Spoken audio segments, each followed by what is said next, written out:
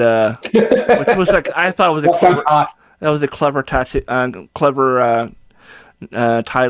and but I had the domain, and so I figured, fuck, I'll just use that as my handle for most things, and I have it forwarding to my link tree, and I put all the links to important shit on there, and yeah, so yeah, I'm we may set up a specific to the podcast on Facebook or something, but probably not, considering how most people don't like Facebook or anything Meta anymore. So that's one of the reasons why I went ahead and just made it over on Blue Sky. So Right on. All right, so we'll move to our next segment. So we're going to end the show because I know politics is so much fun. We're going to end the show with a palate cleanser. But before we get to that, we're going to dive into some social media interactions. I'm going to cut it down. We're running long. We're having a good time on this first ever episode. So I'm going to cut it down to just one topic that I feel like kind of sums up the right and their reactionary type.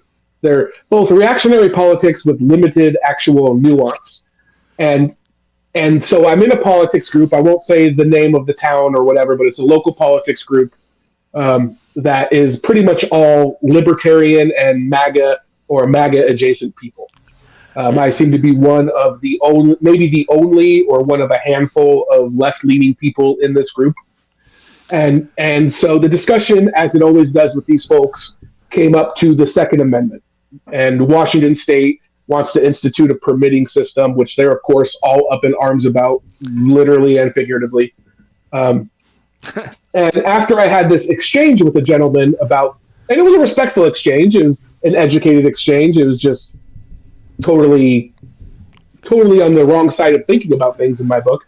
yeah, But this guy, he came back to the group and he says somebody shared with him. So before I go further, Todd, are you familiar, without saying too much, are you familiar with the North Carolina governor's race I am from not. this past cycle? No. So it was Democrat Stein versus the Republican. I don't want to spoil this yet,